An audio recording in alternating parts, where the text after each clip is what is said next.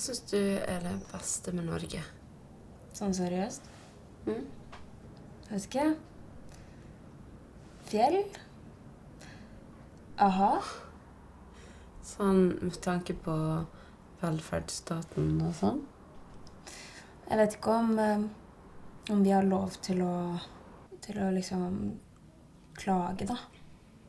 På at vi har det så bra. Mm. Hvorfor spør du om det? Nei. Bare det er den saken jeg driver og jobber med. Jeg sliter liksom som å finne en vinkling på det. Og hele saken, den føles liksom... Det føles så stort, ikke sant? Men så er det liksom så lukket samtidig.